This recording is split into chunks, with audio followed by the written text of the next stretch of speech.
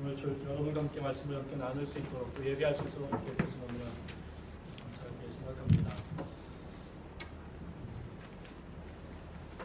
오늘 제목을 한국교회 너 공매라 이렇게 정했습니다. 제목이 별로 좋은 것 같진 않아요. 제가 교인들과 같이 중경 호세아를 읽은 적이 있는데 그 호세아를 읽을 때 많은 성도들은 자기가 호세아라고 생각하면서 호세아서를 읽습니다. 아마 대한민국의 어떤 교인도 자기를 고멜과 동일시하는 그렇게 하면서 성경을 읽는 사람들이 별로 없을 거예요. 저는 이런 우리들의 독서하는 관점 이런 것들이 어쩌면 한국교회가 갖고 있는 어쩌면 또 제 자신이 갖고 있는 그 기만이기도 하고 망상일지도 모른다는 생각들을 하고 있는 거죠. 저는 사실은 그 한국교회에서 쓰는 용어들 중에 그 살아계신 하나님 이런 표현 아주 안 좋아합니다. 왜 그러냐면 저는 한 번도 살아있는 배동만 목사 이런 소리 들어본 적 없거든요. 살아계신 하나님 이런 찬양이 죽은 하나님을 자꾸 못 잊고 있는 것 같은 죽었지만은 안 죽었다고 요즘에 부모들이 아이들을 많이 때려서 죽이는데 죽인 아이들을 시체 안에다가 시체를 방 안에 방치해 놓고 다시 되살아나기를 기다리는 것 같은 그런 생각들이 그런 표현 속에 묻어있지 않은가 싶기도 합니다. 그리고 또 하나는 하나님께서 말씀하셨는데 뭐 이런 표현들 마치 하나님과 자기가 직접 이렇게 계시 받아서 커뮤니케이션 하는 것처럼 하나님과 자기가 굉장히 동일시되는 이런 표현들이 어떻게 보면 대단히 돈독한 신앙의 표현 같기도 하지만 자꾸만 우리를 하나님의 자리에 우리 고등학교 때 배웠던 전지적 작가 시점 안에 우리를 두고 세상을 보는 것 같은 이런 느낌들이 들어요. 한 가지 이야기를 시작하고 싶습니다. 지금은 강원도 산골 어디 계시다고 제가 들었는데 제가 대학 때 영향을 많이 받았던 책들 쓰신 분 중에 감리교 이현주 목사님 계신데요. 그분이 쓰신 글 중에 자신의 이렇게 그 자전적인 이야기를 쓴 책이 있습니다. 거기에는 당신이 나중에 외도했던 이야기도 솔직하게 얘기하시고 뭐 이래서 제가 굉장히 깊게 읽었는데 거기에 당신이 처음 목회를 시작했을 때 이야기를 하십니다. 전도사 시절에 강원도에 있는 한 교회에 작은 교회에 부임을 하셨습니다. 갔더니 신도가 몇 명 되지 않는 작은 전형적인 시골 교회인데 거기에 제가 뭐 성함은 정확하게 기억 못하겠습니다만 예를 들어서 김 집사님과 홍 권사님 이 두 분이 A파트와 D파트의 그룹을 인도하시면서 교회의 해적원이를 갖고 계시는 거예요. 이 두 분과 목사님이 이 두 분을 잘 관계를 유지하면서 동원하지 않으면 교회 어떤 일도 되지 않는 아주 막강한 그 배후 세력이었습니다. 근데 이제 잘 이 두 분이 사이가 좋을 때는 교회가 문제가 안 되는데 어느 날 그 동네에서 같이 이렇게 밭에 그 김을 매다가 사소한 다툼으로 말싸움이 벌어졌고 끝내는 머리끄댕이를 잡고 그 밭을 뒹굴면서 2년 전연하는 단계까지 가게 됐죠. 결국 동네 사람들이 다 모였고 그 사실이 목사님께도 알려지게 됐습니다. 그게 이제 주중에 벌어진 일이고 목사님은 이 두 분을 화해시키지 않으면 교회가 제대로 운영되지 않을 거라고 생각했기 때문에 주일날 그 사랑해야 하느니라 뭐 이런 제목으로 같이 말씀을 전했습니다. 근데 주일날 올라갔더니 아니나 다를까 이제 홍 권사님과 김 집사님 편으로 이렇게 둘로 홍해가 갈라지듯이 A당과 B당으로 나눠서 앉아 있었고 목사님께서 설교하시면 상대편에서 오늘 조회기는 목사님께서 홍 권사 드리라고 하는 얘기다. 저편에서는 저거는 김 집사가 드려야 될 일. 어느 주님 용하시네. 우리 목사님께서 저런 말씀을 주셨을까.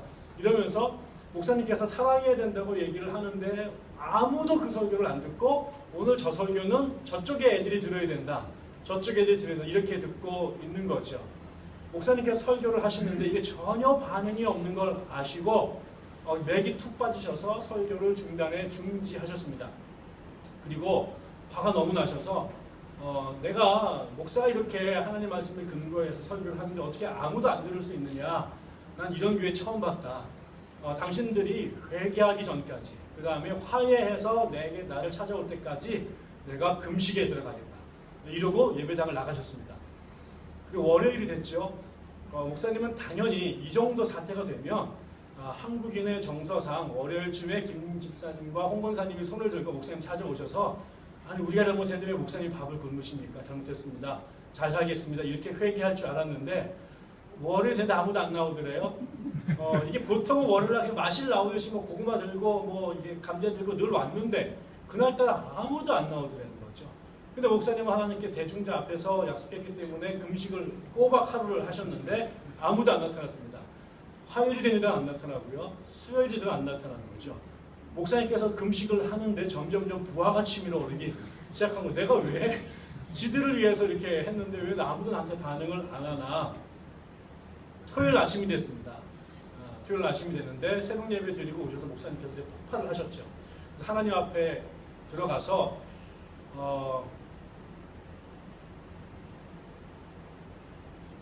토요일 아닙니다. 주일날까지 갔습니다. 그 상태로. 그 다음 주 주일 돼서 너무 열이 받아가지고 사모님한테 나 목회 그만둘 테니까 나 월요일날 그 서울 가가지고 직장 알아볼 테니까 당신 짐 싸라. 그리고 교회에 들어가서 주일날 예배 시간에 감정을 폭발해서 내가 그렇게 설교를 했고 일주일 동안 굶었는데 어떻게 단 한 사람도 찾아와서 내 금식에 대해서 동조하는 그러면 안 된다고 말리는 사람도 없고 화해도 안 하느냐. 그랬더니 이제 막 그러면서 내가 그만둘 테니까 다른 목사 찾아라. 이러고 이제 막 나가시려니까 교회 갑자기 막 난리가 난 거죠. 그래서 이제 거기 장로님이 한 분 계셨는데 장로님이 일어나셔서 그런데 저기 목사님 그거 지난주 하신 말이 우리는 뻥인 줄 알았죠. 뭐 설마 목사님께서 그 까나는 일로 금식을 하실 거라고 생각도 안 했고 설마 한다고 해도 그걸 일주일이나 정말 굶으셨습니까? 목사님께서 더 뚜껑이 열려가지고 에이씨 이러고 그냥 나가버렸습니다. 그리고 방 안에 들어가서 정말 하나님 나 이 교회 못하니 뭐 이딴 교회가 다 있고 저런 인간들이 다 있습니까? 그리고 화를 막 내면서 제가 이제 뭐 이 교회가 어떻게 되든 나는 모르겠고 짐 싸서 가겠습니다. 그러고 있는데 잠시 후에 마음에 그런 생각이 들더라는 거죠. 아까 제가 별로 좋아하지 않은 하나님께서 말씀을 하시는데 현주야 너 화가 많이 났네. 왜 화가 났을까? 아니 저것들이 내 말을 안 듣잖아요. 저것들이 내 말을 안 듣잖아요.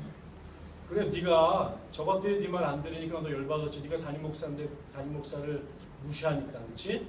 화날 거야. 근데 현주야 너 나한테 금식 언제까지 한다고 그랬냐? 저것들이 저기 화해할 때까지. 너 금식 언제 끝내냐? 어제요. 목사님 너도 새끼야 나한테 내 말을 개무시하는데 저것들이 너한테 개무시하는 거 뭐 당연한 거 아니야? 목사님 너도 나를 하나님을 뭐로 아는데 쟤들이 목사인 너 주제를 뭐 그 정도 아는 거 다 아니야? 이런 얘기를 그 가슴에 울림이 있어서 회개하고 지금 다시 풀고 교회 목회를 했다는 그런 이야기가 있습니다. 사실은 신앙생활의 알파와 오메가는 하나님을 하나님으로 대접하는 것이고 그분이 하신 말씀을 하나님 말씀으로 듣는 거잖아요. 아까도 장로님께서 그런 기도를 하셨는데 우리가 다른 사람들의 말을 귀 기울여 듣고 모르는 사람들 말을 듣지만 하나님 말씀을 하나님 말씀으로 부모의 말씀을 부모의 말씀으로 들어서 그것에 존중하고 따르는 것이 철든 자식들의 징표라면 신자들이 성숙한다라고 하는 것은 사실 하나님 말씀을 하나님 말씀으로 듣는 거잖아요. 교회사에서 혹은 성경에서 하나님의 나라를 끌고 갔던 사람들은 사실은 뭐 대단한 사람들이 아니었습니다. 사실은 우리가 또 살펴보겠습니다만 일은 하나님이 하시는데 하나님이 참 이상한 게 도무지 당신의 파트너가 되지 않을 사람들을 파트너로 선택하셔서 꼭 그렇게 일을 해요. 우리는 사실은 어디 가서 무슨 교회 수련회 가가지고 조편성만 하더라도 자기가 좋아하는 사람이거나 게임을 잘할 것 같은 사람을 안 거쳐주고 장애가 있거나 반응이 느리거나 형광등인 사람들 옆에 놓으면 막 화를 내고 교회에서 싸움을 하는데 하나님은 도대체 당신에게 적합하지 않은 파트너를 선택하십니다. 사실은 일은 다 하나님이 하시는데 그 관계가 형성되는 것은 단 한 가지 하나님이 하시는 말을 하나님 말씀으로 귀담아 듣는 사람들 네, 그 사람들과 하나님께 당신의 일들을 해오세요.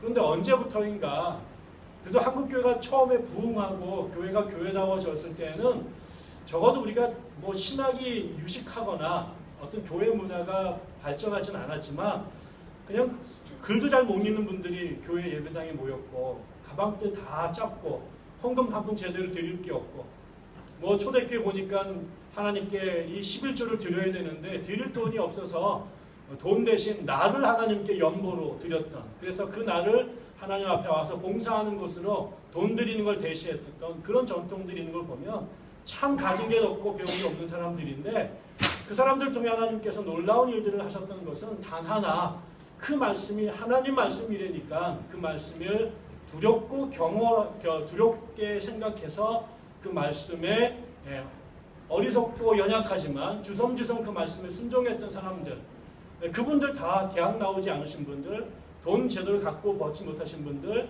일제치하에 사람 대접 제대로 못 받던 분들인데, 그렇지만 그들이 자신의 삶을 그냥 하나님의 말씀에 순종했을 때 그 백성들을 갖고 하나님께 당신의 역사를 이루셨거든요.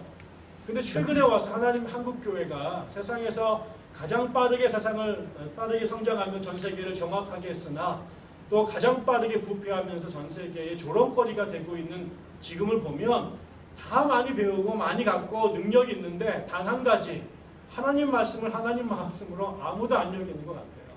물론 이 상암교회는 안 그럴 거라고 믿습니다. 그게 우리들의 문제인 것 같아요. 오늘 우리가 읽은 이 호세아서의 말씀을 보면 이스라엘 백성들이 한때 잘 하나님과 관계를 맺었는데 어느 순간부터 이 백성이 이상한 곳으로 가기 시작합니다. 우리가 오늘 2장 뒤쪽만 읽었지만 뭐 1장과 2장을 같이 쭉 보셔야 될 필요가 있긴 한데요. 일단 하나님께서 우리가 아시는 것처럼 이 호세아서는 고멜과 호세아의 개인적인 부부관계를 케이스로 들어서 하나님과 이스라엘 백성 간의 관계를 설명하게 되시는 거죠. 이게 추상적인 이야기가 아니라 관계이고 삶의 문제이기 때문에 이것을 어떤 이론으로 설명하지 않고 구체적인 역사적 실존 인물이었던 호세아와 그의 아내의 관계를 통해서 지금 호세아와 고멜 간에 벌어진 이 기가 막힌 일이 실제로는 하나님과 이스라엘 백성 간에 벌어지고 있다고 하는 사실들을 사람들이 적나라하게 이해하도록 돕고 있지요. 우리가 아는 것처럼 고멜의 가장 큰 문제는 음행 혹은 여기 음란이라고 하는 거였습니다. 근데 이게 이 음행이라고 하는 말을 영어로 보니까는 unfaithfulness예요. 충실하지 않은 거죠. 신실하지 않은 거죠. 우리가 음란이라고 하는 거는요, 다른 게 아니라 어디 가가지고 혼자 뭐 이상한 그림을 본다거나 뭐 이상한 곳에 들락날락 거리는 것이 아니라 더 심각한 것은 엄연하게 호세아라고 하는 법적인 남편이 존재하고 그와 결혼 관계가 유지되고 있는데 띄엄띄엄 아니면 점점 빈번하게 자꾸 뛰어나가서 다른 남자와 잠자리를 하는 거예요. 이혼하고 다른 사람하고 살면 그거를 음란이라고 말하지 않아요. 성경에서 말하는 것은. 문제는 하나님과 호세아와 잠자리에 들면서 다른 시간에는 또 다른 남자의 품에 안겨 있는 거예요. 법에 의하면 호세아와 고멜은 부부관계이기 때문에 두 사람은 서로에게 faithful 해야 돼요. 서로에게 신실해야 돼요. 서로에게 도리를 지켜야 돼요. 그런데 그러기에 해요. 그런데 중간중간에 다른 사람들이 거기에 관계에 끼어드는 거예요. 그래서 남편에게도 사랑을 주고받고 또 다른 시간에는 다른 남자한테 사랑을 주고 또 사랑을 받는 거예요. 이 이중생활, 삼중생활, 사중생활을 여기서는 음행이라고 말하는 거죠. 이게 이스라엘에게 왜 문제였느냐? 이스라엘 백성은 하나님에 의해서 출애굽됐고 40년 동안 광야 생활을 하면서 하나님과 긴밀한 관계 속에 들어가죠. 그러다가 정말 꿈꾸던 적과 꿀이 흐르는 가나안에 들어옵니다. 그리고 가나안에서 하나님께서 그들에게 더 이상 노예 생활도 아니요 광야의 천막 생활도 아니라 정말 적과 꿀이 흐르는 풍요로운 곳에서 집을 짓고 행복한 삶을 살 수 있도록 허락해 줬어요. 근데 그 다음에 이스라엘 백성 안에 무슨 문제가 벌어지냐면 그 가나안 안에는 바알이라고 하는 농사를 짓는 문화 안에 있는 신이 그 가나안 속에 있었는데 이 이스라엘 백성들이 어느샌가 겉모양으로는 여전히 천막 그 성전에 들어가서 하나님께 제사를 드리는데 가만히 보니까 이 하나님과 바알을 겸하여 섬기는 거예요. 하나님을 버리고 개종한 게 아닙니다. 바알에게 넘어간 게 아닙니다. 하나님의 성전을 허물고 바알 신당을 진 게 아니라 겉모양으로 주일날, 절기, 여기 보면 온갖 지킬 것 다 지켜요. 겉으로 볼 때는 하나님께 충실한 이스라엘 백성으로 보입니다. 그런데 한꺼풀을 들여다보니까 천막을 뒤집어 엎으니까 커튼 뒤로 넘어가니까 그 뒤에서 다른 남자랑 다른 신과 살을 섞어 넘어져 있는데 그게 바알이더라는 거죠. 이스라엘 민족은 하나님을 버리고 바알에게 간 게 아니라 하나님을 섬기면서 속으로 바알을 섬기고 있었던 이겁니다. 이거를 우리가 종교적 혼합주의라고 말하는 거죠. 그런데 여기 보면 왜 이 사람이 그 사람에게 바알을 섬겼느냐 했더니 여기 보면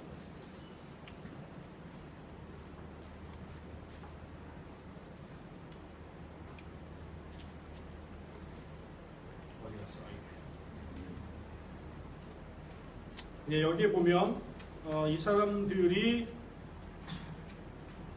자신들에게 준 떡과 또 포도주와 기름과 이런 것들을 찾아서 그 사랑하는 사람이 자기에 줬다고 찾아가고 있습니다. 어디 나오죠? 2장에 보면 성경책이 바뀌어가지고 와가지고 5절에 나옵니다. 그들의 어머니는 음행하였고 그들을 임신하였던 자는 부끄러운 일을 행하였나니 이는 그가 이르기를 나는 나를 사랑하는 자를 따르더니 그들이 내 떡과 내 물과 내 양털과 내 삶과 내 기름과 내 술들을 내게 준다 하였습니다. 이 사람들이 바알을 섬겼던 것은 그들이 먹고 사는데 가장 중요했던 포도주, 떡, 술, 기름, 그 다음에 옷을 입혀야 될 양털 이런 것들을 바알이 준다고 생각해서 그 바알을 섬겼다라고 하는 거죠. 문제는 모든 사람들에게 이게 필요합니다. 만약에 이게 필요하지 않았다면 바알을 섬기지 않았을 거예요. 당장 먹고 살기 위해서 의식주가 인간에게 제일 필요합니다. 실제로 종교 사학자들이 역사를 들고 보면 고대 모든 인류의 종교가 처음 발생할 때는 대체적으로 신석기 시대 전후로 그 종교 문화가 물론 그것도 더 오래되지만 이게 문명으로 이렇게 정착된 것은 신석기 시대에 오게 되는데 여러분이 아시지만 고대 종교가 처음 시작된 것은 전 고대 문명에 동시다발적으로 한꺼번에 다 생깁니다. 누가 전해준 게 아니라 전도에 생긴 게 아니라 황하나 인더스나 메소포타미아나 수메르에서 동시다발적으로 한 번도 만난 적이 없는 사람들이 각기 다른 모양으로 종교를 만들어냅니다. 그 종교를 만들어낸 그것이 처음에 고대의 도시들을 만들어내게 됩니다. 그래서 고대 모든 도시 문명은 성전을 중심으로 형성이 됐는데 그 성전이 결국은 나중에 그 성전에 제사를 드리는 것이 경제적인 이유가 되면서 마켓이 형성이 되고 경제적인 시장이 형성이 되고 그걸 지키기 위해서 군사와 정치가 생겨졌다는 거죠. 근데 이걸 조금 더 올라가면 수렵과 채집을 하던 시대에 사람들이 사냥을 떠나가기 위해서 사냥을 내가 잡을 버팔로나 황소나 이런 것들을 벽에다 그림을 그리죠. 왜 그러면 이걸 잡아야 내가 먹고 삽니다. 그래야 내가 옷도 입고 텐트도 치고 생존할 수 있게 됐죠. 그래서 내가 생존에 꼭 필요했던 그 짐승을 잡기 위해서 가기 전에 그림을 그려놓고 제사를 지내죠. 결국은 그 자기에게 꼭 필요했던 짐승이 그들의 신이 됩니다. 그걸 토테미즘이라고 말하죠. 그래서 그들에게 그 신은 자기들을 숭배해야 되는데 이게 없으면 자기들이 생존할 수 없는 거예요. 그래서 고대 종교의 기원은 사람들이 생존하기 위한 그 생존과 필연적으로 연결되어 있습니다. 형이상학이 아니라 지금 내가 살기 위해서 가죽이 필요하고 음식이 필요하기 때문에 그 필요했던 것을 잡아내기 위한. 근데 내 힘으로 잡기 너무 커요. 너무 무서워요. 너무 세요. 그래서 또 거기에다가 제사를 드리면서 그 초자연적인 능력으로 그거를 잡는데 그것이 결국은 종교의 발생의 근원이 됩니다. 다시 말하면 모든 종교의 출발에는 내가 먹고 살기 위해서 신이 필요했던 거죠. 다시 말하면 신은 내 스스로 살아갈 수 없는, 나 혼자 해결할 수 없는 음식과 고기와 옷을 얻기 위해서 초자연적 자아가 필요했고, 그 사람들을 섬기는 것이 결국 종교의 자연적 기원이 됩니다. 여기에서도 이 고멜을 상징되는 이스라엘 백성들이 끊임없이 포도주와 쌀과 떡과 기름과 물과 그 다음에 양털을 추구했던 것은 살기 위해서 어쩔 수 없는 거예요. 이거는 인간의 종교적인 본능에 해당되는 거죠. 그런데 문제는 이스라엘 백성들에겐 두 가지 문제가 있었어요. 하나는 그들에게 필요한 그 모든 것을 제공해 주는 그 진정한 신이 바알이 아니라 여호와라고 하는 사실들을 그들이 오해하고 있었던 거죠. 그들이 가보니까 자기네들이 유목할 때에는 그 신이 양떼를 몰고 다니는 유목의 신처럼 보였잖아요. 근데 여기에 들어갔더니 풍요로운 농경 문화인데 거기에는 그 목축을 하고 그 다음에 포도밭이 있는데 걔네들이 섬기는 신을 보니까 이게 야훼가 아니라 바알로 칭하고 있는 거죠. 그래서 많은 사람들이 사막에서는 야훼를 섬기지만 이 동네에 와서는 여기는 바알을 섬겨야 되나 보다. 그런데 전에 섬기던 분을 버리진 못하니까 관계를 끊진 않는데 이쪽에서 생존하기 위해서는 바알을 끌어들여야 돼 라고 생각을 했던 거죠. 그래서 이 두 분을 다 섬기는 겁니다. 그런데 실제로는 이 양떼들을 케어하시는 신도 하나님이시고 목축과 그 다음에 포도밭을 이끌어가는 분도 하나님이셨는데 이스라엘 백성들은 아직 자신들이 경험했던 하나님의 세상이 이 광야 40년밖에 없었기 때문에 그 다른 영역에서도 하나님이 주인 되실 거다라고 생각하지 못했던 거죠. 이것은 그야말로 신인 동역입니다. 우리가 갖고 있는 신에 대한 관념은 내가 성장하고 경험한 것으로 하나님을 투영해버려요. 케네스 리치라고 하는 그 영국의 종교자이면서 영성운동 하시는 분이 계신 성공의 신부예요. 이 사람은 영국에서 가장 빈민한 곳에서 빈민들을 위해서 목회를 하시면서 그 다음에 가장 깊은 영성신학을 해내신 아주 특이한 분이십니다. 민중신학자이신데 기도를 엄청나게 하시는 그런 분이죠. 근데 그분이 어느 날 이런 도전을 하셨어요. 그분이 하나님 체험이라는 책에서 18세기 이후로 유럽의 많은 사상가들이 신은 죽었다라고 말했다. 그래서 기독교가 그 이후부터 세속주의의 공격 속에서 정말 바닥으로 추락하고 왔는데 그렇다 니들 말대로 하나님 죽었다. 18세기의 이후의 계몽주의 사상가들이 공격하면서 말했던 하나님은 죽었다라고 말해요. 정말 하나님 죽었다. 그런데 진짜 하나님이 죽은 게 아니라 18세기 이전에 유럽 사람들이 만들어낸 중세의 신이 죽었다라는 거예요. 그리고 다시 너네들은 계몽주의자들은 18세기 이후로 니네들의 계몽주의 철학에 의해서 또 너네들의 신을 또 하나님을 너희가 만들어내고 있다. 크세노파네스라고 하는 철학자가 신인 동역론이라고 하는 걸 얘기했죠. 말한테 신을 그리려면 말대가리를 그릴 것이고 소한테 신을 그리려면 소를 그릴 것이라는 거죠. 그동안에 정말 심각한 문제는 많은 사람들이 내가 하나님이라고 생각했던 형상들을 투영해서 포에르바하가 말했던 것처럼 자기 마음에 있는 신들을 투영해서 자기 신을 만들고 그걸 하나님이라고 섬겨왔다는 거죠. 이스라엘 백성들이 출애굽하고 나서 모세가 산에서 오지 않자 어떻게 합니까? 금, 은, 보화를 모아서 황금 송아지를 만들죠. 근데 뭐라고 말합니까? 이 송아지가 우리를 출애굽시킨 그 여호와 하나님이라고 말합니다. 하나님은 소가 아니에요. 황금과 상관이 없어요. 근데 그 황금 송아지는 바로 그들이 이집트에서 섬겼던 풍요의 신이 황금 송아지였습니다. 그들이 보았던 그게 그들이 갖고던 신관념 전체였기 때문에 이제 새롭게 경험한 진정한 야훼 하나님도 그런 분인 줄 알고 똑같이 송아지를 만들어 낸 거죠. 이스라엘 백성이나 우리 모두에게 가장 심각한 문제는 원래 하나님의 모습을 보려 하지 않고 내가 알지 못한 내 생각 너머에 계신 하나님의 진면목을 탐구하려고 하지 않고 내가 지난 과거 속에 경험해왔던 내 삶 속에서 경험했던 그 작은 그림, 경험을 갖고 내가 하나님을 새롭게 내 의식 속에서 만들어내 버린다라는 거죠. 그리고 그것이 하나님이라고 선전하고 있다는 겁니다. 지금 한국 교회 안에 있는 어쩌면 수많은 교파들이 섬기는 하나님은 정말 다른 하나님일 거예요. 알미니안주의자들이 섬긴 하나님과 칼빈주의자들이 섬긴 하나님 전혀 다를 겁니다. 은사 중지론자들이 믿는 하나님과 은사 지속론자들이 믿는 하나님은 다를 거예요. 성령 하나님, 성령론 중심의 교회와 기독론 중심의 교회는 다른 신을 섬길 거예요. 강남의 신과 강북의 신, 서울의 신과 저 충청도 이남 속에 있는 신들, 영남과 호남의 신은 전혀 다를 거예요. 월평균 소득이 1억 넘는 사람과 그 밑에 있는 사람들 하나님 다른 하나님입니다. 그리고 자기네 하나님이 진짜 하나님이라고 우기는 거죠.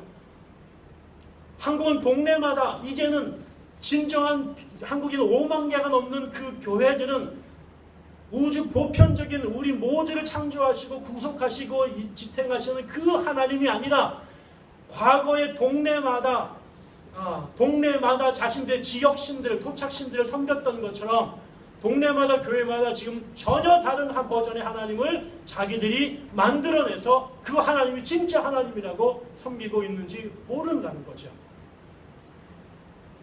수많은 논쟁들이 있습니다. 동성애자들을 사랑하는 하나님과 동성애자들을 징그러워하는 하나님, 공산주의자들을 사랑하신 하나님과 공산주의자들을 저주하신 하나님, 현 정권을 옹호하신 하나님과 거기에 폭탄을 던지시기를 원하는 하나님, 세월호를 기억하시는 하나님과 세월호를 무시하시는 하나님, 이런 것들이 한국교회 안에 동네마다 자신들의 예배당, 상당을 져놓고 겉으로는 십자가와 교회 간판을 내걸고 있으나 그 안에 있는 신은 하나님과 상관없는 그들이 만들어낸 자신들에게 떡과 포도주와 기름만 준다면 언제든지 엎드려 절할 준비가 되어 있는 우상 숭배자들에 의해서 조작되고 만들어진 신들이 한국 교회마다 새로운 버전과 브랜드로 재탄생돼서 끊임없이 구판을 벌이고 있는 거죠. 도무지 한국교회가 하나 될 수 없는 것. 한국교회가 한 곳에서 같은 교회 안에서 예배 드릴 때 다른 교회에서 징을 치고 뺑가리를 치고 문을 잠그고 한쪽에서 세월호자들을 위해서 예배 드릴 때 그걸 방해하는 목사들이 또 다른 예배를 드리고 이런 현상들 우리가 어떻게 해야 될까? 과연 우리는 진정한 하나님에게 다가가 있는가? 아니면 우리가 조작해낸, 내가 만들어낸 나의 자아와 욕망이 투영된 그 프로젝션으로서의 하나님을 섬기고 있지는 않은가? 고민해야 될 것입니다.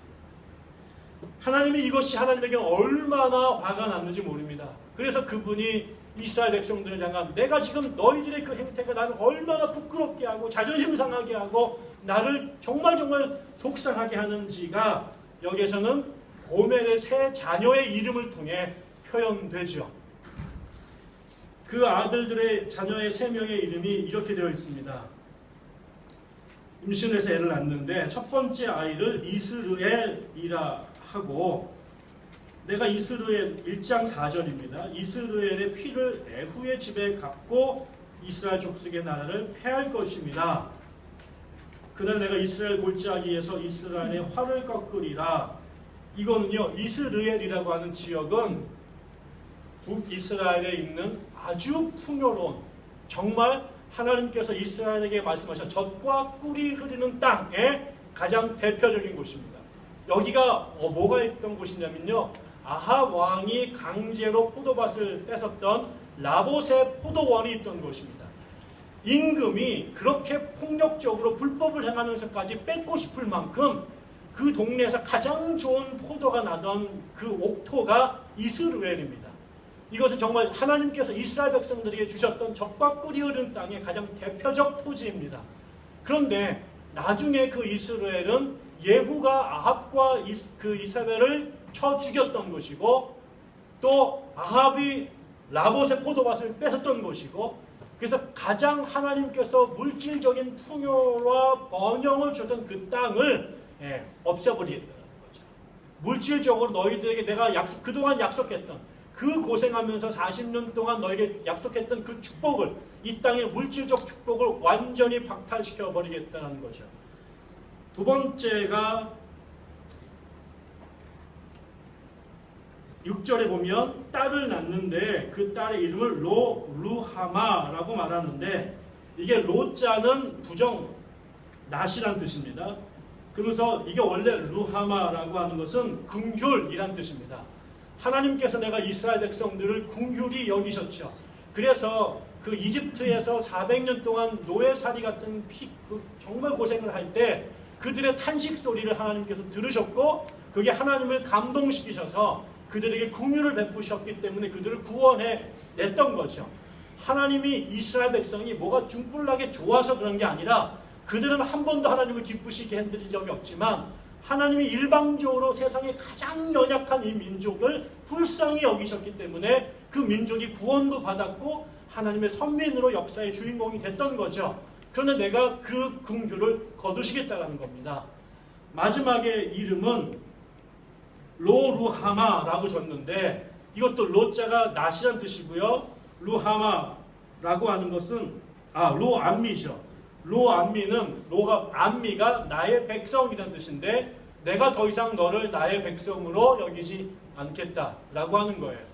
다시 말하면 이것은 내가 그동안 너와 나의 관계가 전혀 없었던, 그냥 잊어버리면 끝날 그런 연약한 백성을 내가 이 역사의 중심에 놓을 수 있었던 것은 내가 너희를 불쌍히 여겼기 때문이고, 내가 너를 나의 백성으로 삼았기 때문이고, 내가 너희들에게 그것에 대한 보상으로 이스라엘 같은 적과 끓인 땅을 보상으로 준 것인데, 이 모든 하나님과 이스라엘의 관계와 역사를 다 백지로 돌려버리겠다라는 거예요. 너랑 나랑 끝장내겠다라는 거죠. 도장 찍고 헤어지겠다라는 거예요. 너와 나는 더 이상 아무런 관계가 없는 관계로 만들겠다라고 하는 거죠. 긍휼의 하나님이, 그렇게 자비의 하나님이 이스라엘 백성에게 이토록 진노와 분노를 터뜨렸던 것은, 이 세상에 하나님께서 모든 것은 다 용서할 수 있지만, 네가 연약해서 넘어지기도 하고 실수하는 거 내가 다 받아들일 수 있지만, 하나님이 내가 마지막에 용서할 수 없는 거, 나로 하여금 정말 너희들을 버리고 관계를 포기하고 내 모든 역사를 여기서 끝내고 싶은 마음이 들게 할 만큼 나를 속상하게 하는 것은, 너희들이 내 이름으로 다른 신을 섬겼다. 니들 마음대로 나를 바보와 병신으로 만들어 버린다는 거죠. 차라리 나를 버리고 딴 놈한테 가면 좋은데, 내 앞에 와서 사랑을 고백하면서 등 뒤에서는 다른 사람을 가슴에 품고 있는 이것을 하나님은 견딜 수 없다라고 하는 거죠. 이거는 왜 문제가 되냐면, 하나님과 이스라엘 백성 간에 서로를 향한 기본적인 기대치가 완전히 달라져 있다는 걸 보게 됩니다.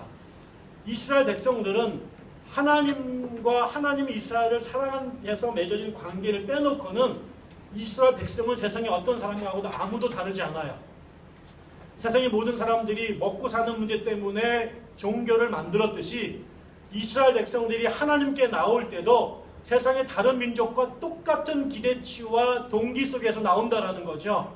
역시 떡과 포도주와 기름을 주기 때문에 그것이 바알이라고 남들이 말했으니까, 그게 이집트에서는 그게 송아지였으니까 여전히 그것 때문에 섬기는 거예요.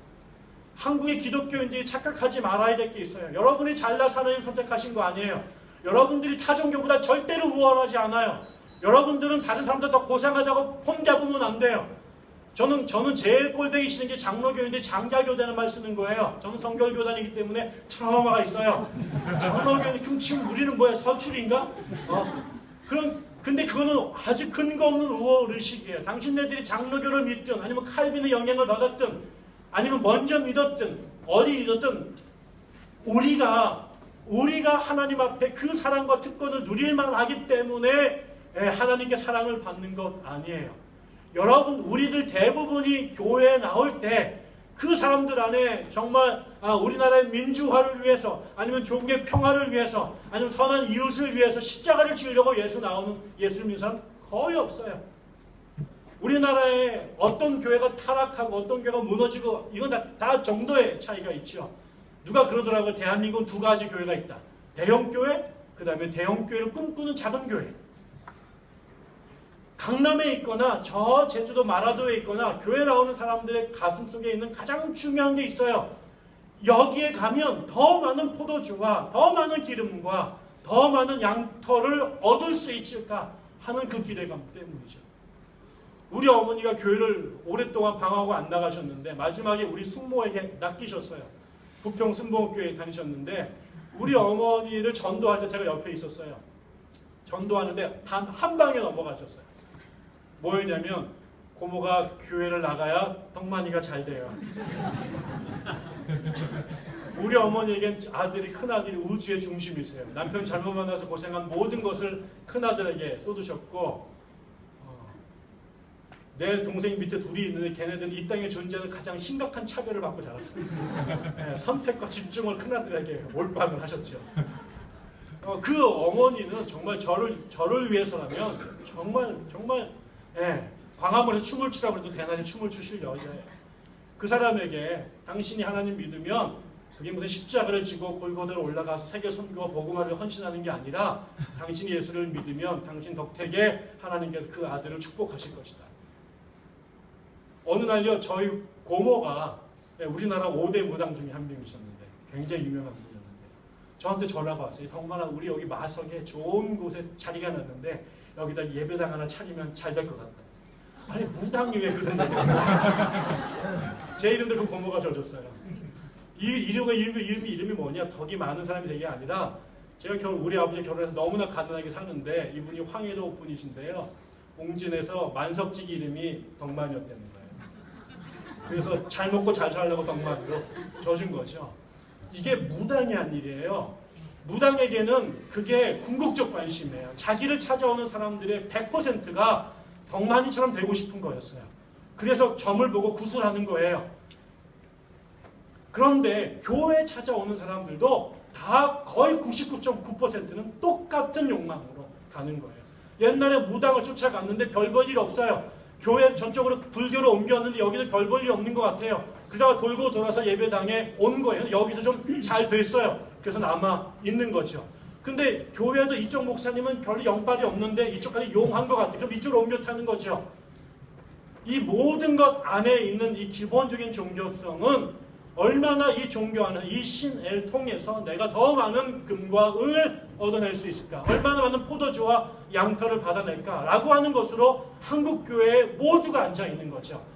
그 사람들에게는 여기 십자가가 걸어있건 아니면 불상이 앉아있건 아니면은 이게 모스크건 아니면 굿당이든 상관없는 거예요.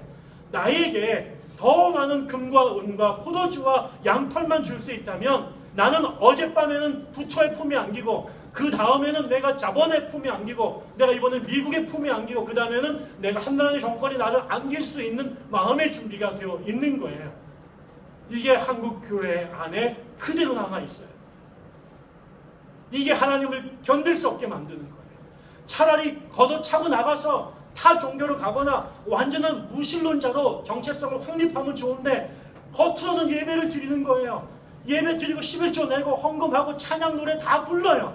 그런데 그들 머릿속에 있는 신은 원래 하나님이 아니라 그들의 가슴 속에 있는 또 다른 만몬이라고 하는 우상이 그들 머릿속에 그대로 있는 거예요. 십자가를 붙여놓고 우리는 만몬이라 읽는다. 우리는 기독교라는 간판 붙여놓고 우리는 굿당이라 행한다 라고 되어 있는 거죠. 그게 잘 되면 대박이 나서 3천억 집을 짓는 것이고 그게 안 되면 여러분처럼 유리 방어가면서 노매드의 삶을 살아야 되는 거죠. 이게 하나님 앞에 나와왔던 이스라엘 백성들의 궁극적 관심이었습니다. 그런데 하나님께서 백성들에게 원하신 하나님의 생각은 두 가지면 다릅니다. 하나는 이 사람은 자신들의 실용적 목적을 위해서 종교를 계속 바꾸고 하나님 앞에 간부의 그 간음과 음행을 계속해서 반복했지만 만약에 우리의 삶의 관계였다면 이런 여자를 두 번 다시 자기 가슴속에 묻지 않을 것이고 자기 옆에도 두지 않았겠죠. 그러면 우리는 깨지는 거예요. 우리도 그 음행을 행하면 간음을 행하면 우리 이건 바로 이혼의 사유가 되는 거잖아요. 만약에 하나님과 우리의 관계가 쌍방간의 계약이라면 동등한 계약의 관계였다면 이 관계는 벌써 수만 년 전에 끝났을 겁니다. 이래전에 그냥 정말 누구 말죠? 결혼식 올리자마자 신혼여행 가서 이혼하고 돌아오는 관계가 됐을 거예요. 우리가 여전히 예배를 드릴 수 있고 여전히 하나님과 관계 속에 있을 수 있는 것은 우리가 하나님과 동등한 파트너로 계약의 당사자로 하나님이 갑이고 우리가 을 관계 속에서 쌍방간의 이 의무를 이행하기 때문에 그 조건 속에서 우리의 관계가 유지가 됐다면 그게 여러분의 부부관계, 여러분의 자식관계처럼 됐다면 이 관계는 벌써 대종치고 막을 내렸겠지요. 그런데 하나님과 우리의 관계는 고멜은 끊임없이 간음을 하고 또 다른 남자를 찾아서 떠나지만 그를 끊임없이 찾아가는 바보 같은 호세아의 사랑이 이 관계를 끌고 가는 거죠.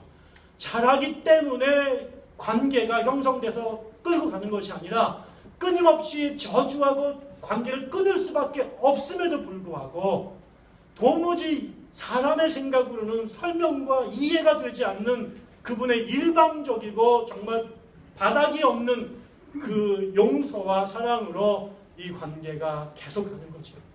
오늘도 우리가 이 자리에 나와 있는 것은 우리가 의롭거나 우리의 신앙이 발전했거나 우리가 성숙했기 때문이 아니라 우리는 바로 다음 순간에 하나님을 잊어버리고 등을 돌려서 또 다른 우상에게 절할 준비가 되어 있음에도 불구하고 하나님이 우리를 포기하지 않으시기 때문에 그렇습니다. 하나님이 여러분과 저를 또다시 기억조차 아니하시고 다시 매번 오답을 지우고 다시 답을 설명하는 선생님처럼 다시 다음 라운드를 시작할 수 있도록 하나님께서 일방적으로 기회를 주시는 거죠. 그리고 그분이 우리에게 말하십니다. 세상 사람들은 이 관계, 신과 신도의 관계가 얼마나 포도주를 주느냐, 쌀을 주느냐, 기름을 주느냐, 양토를 주느냐 이지만 하나님께서 이스라엘 백성과 특별히 관계를 맺으면서 그 말도 안 되는 일 과정 속에도 이 관계가 계속해서 이어져 갈 수 있도록 했던 하나님의 한 가지의 또 다른 것은 그것은 19절에 나와 있는 거죠. 내가 네게 장가들어 영원히 살 것인데 공의와 정의와 은총과 긍휼히 여김 그리고 진실함으로 나는 너에게 장가를 드렸다. 이렇게 말합니다.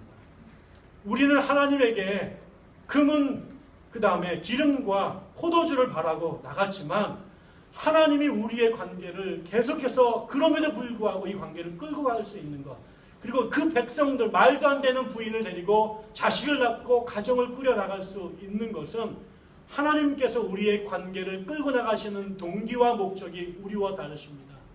하나님이 결국은 하나님의 백성이 세상에 다른 수많은 백성과 다른 종교 세상의 수많은 종교와 기독교가 성경의 종교가 하나님의 야훼의 종교가 다른 것은 이 종교는 우리에게 떡과 포도주를 구하러 나오죠. 물론 그건 하나님이 따주십니다. 그러나 그것 때문에 하나님 앞에 나오는 게 아닙니다. 그것 때문에 결혼하는 게 아닙니다. 그것은 기본적으로 하나님의 백성에게 여러분이 하나님을 안 믿어도 다 주십니다. 하나님은 의인과 불의한 사람에게 다 비를 내리시고 태양빛을 주십니다. 당신이 만든 모든 세상의 백성들이 행복하기를 원하시고 그들이 살 수 있도록 이 땅에 빛과 그 다음에 물과 그 다음에 토지와 약식들을 주십니다. 그러나 특별히 이스라엘 백성들을 통해 하나님께서 보여주고 싶은 것은 이 세상 사람들이 떡과 포도주만으로 살아서는 안 되고 그것이 우리의 삶을 움직이는 근원이 돼서는 안 된다는 거죠. 우리가 사는 것이 우리에게 신에게 나오는 것이 우리가 삶을 말하는 목적이 그것이 포도주와 양털에게만 있다면 그 세상은 야만과 폭력의 세상으로 더 많은 양털을 갖기 위한 또 다른 군주가 나오고 더 많은 포도주를 갖기 위한 사람들이 또 다른 힘으로 남들의 것을 빼앗으면서 이 세상은 생지옥으로 바뀌는 거죠. 생각해 보세요. 우리가 오히려 가난했을 때는요 살만했어요. 저는요 이 심청전이 참 중요하다고 생각합니다. 심청전에 신봉사가 애를 낳았어요. 엄마가 없어요. 근데 그 청이가 어린이 될 때까지 자라요. 어떻게 자랐을까? 물론 땡당 어머 같은 이상한 여자도 있지만 자기 자식이 아닌 심청에게 자기의 젖가슴을 풀었던 동네 아줌마들이 있기 때문에 가능한 거잖아요. 오늘날에는 옆에 사람이 죽는데 시체가 한 달, 1년이 썩더라도 몰라요. 고시원에서 애가 굶어 죽었는데 한 달째 문을 열지 않아요. 아니 부모가 돈 때문에 자식 새끼들을 죽여요. 이거는 우리가 국민 전체 GNP가 1인 소득이 80불 되던도 안 되던 그 시절에는 사람이 그렇게 죽어나가는 세상이 아니었어요. 근데 너무나 많은 것들을 갖고 더 많이 가지려고 옛날에 비하면 세종대왕보다 우리가 잘 먹고 잘 사는 그 시대가 됐는데 세상은 지옥이 됐어요. 그것이 떡과 포도주를, 양털을 더 많이 얻으려고 발버둥 치는 그 우상들에게 영혼을 빼앗겼을 때 하나님의 소리를 듣지 않고 선악과에 집착돼서 그걸 먹기 위해서 몸부림칠 때 이 세상은 이미 살아있으나 지옥이 되는 거죠. 이 세상의 우상들이 인간의 세상을 하나님 만든 세상을 완전히 지옥으로 바꿔 놓으셨을 때 이 세상이 진정한 제대로 된 세상, 하나님이 세상을 창조하시고 보기 좋았던 세상으로 만들기 위해서는 떡과 포도주가 우리의 궁극적 관심이 돼서는 안 되고 이 세상에 하나님께서 이 세상을 하나님의 나라로 만들기 위해서는 공의와 정의와 은총과 긍휼과 진실함이 우리의 인간의 삶을 지배하는 가장 궁극적 가치가 되어야 되고 우리 삶의 규범과 질서가 돼야 하나님이 주신 그 물질의 축복이 정글로 바뀌지 않게 되는 거예요. 사람들에게 떡과 포도주를 주고 정의와 공의가 진실과 사랑이 없으면 그것은 야만의 세계고 정글이고 살아서 가장 잔인하게 서로를 죽일 수 있는 대량 살육의 지옥으로 돌변하게 되는 거죠. 하나님이 이스라엘 백성들을 굳이 구하셔서 그 힘없는 자들에게 가르쳐주고 싶었던 것은 니들이 떡과 포도주만을 위한 거라면 하나님 앞에 예배할 이유가 없는 거예요. 안 믿어도 다 주세요.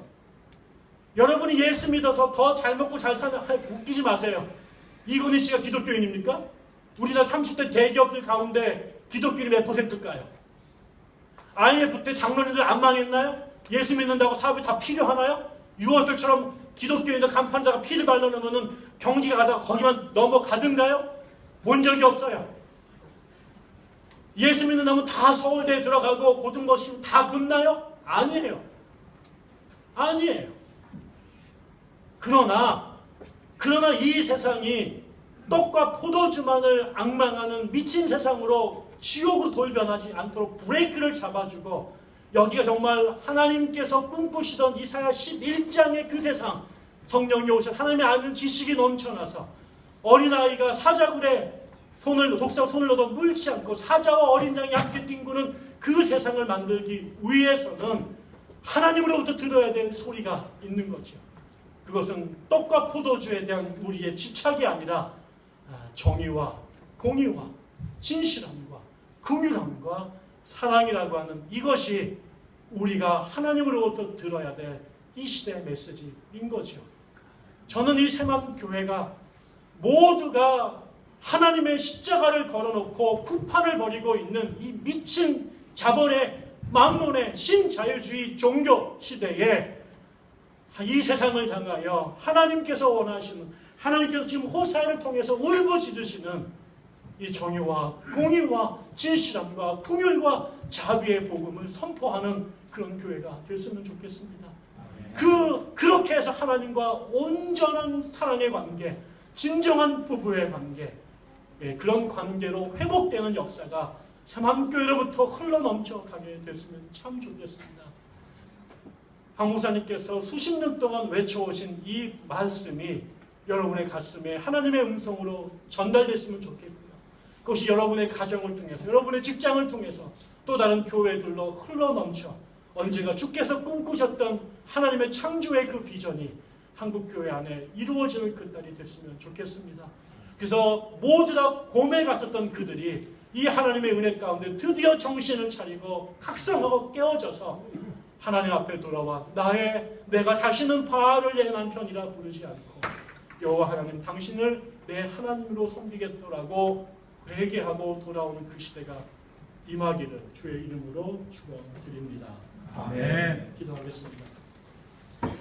하나님 아버지, 한국교회가 침몰하고 있습니다. 하나님의 은혜로 성장했는데 그것이 돈 때문인 줄 알고 권력 때문인 줄 알고 자본 때문인 줄 알고 하나님의 이름을 망령되이 부르며 우상을 섬기는 교회들이 이 땅을 가득 채워가고 있습니다. 너무나 무서운 속도로 교회를 점령했고 이제 한국 사회 전체를 지배하고 있는 이 시대에 하나님께서 호세아를 통해 이스라엘 백성에게 통렬하게 전하셨던 당신의 메시지들이 한국교회 강단에 다시 세워지게 하시옵고 이 교회가 새로워지는 역사가 있게 하여 주옵소서. 하는 저들이 돌이켜 우상을 부시고 여호와 하나님 앞에 엎드려 하나님을 예배할 수 있도록 한국교회 강단에 더 이상 만몬이 횡행하지 아니하고 정의와 긍휼과 자비와 인내와 사랑이 넘쳐 흘러 무너진 한국교회를 살릴 수 있도록 저희들을 경성하여 주시고 깨워주시고 하나님께서 훈련하여 사용하시기를 원합니다. 이 교회가 그 운동의 진원지가 되기를 간절히 소망하오니 하나님 마음껏 축복하여 주옵소서. 예수님 이름으로 기도드립니다.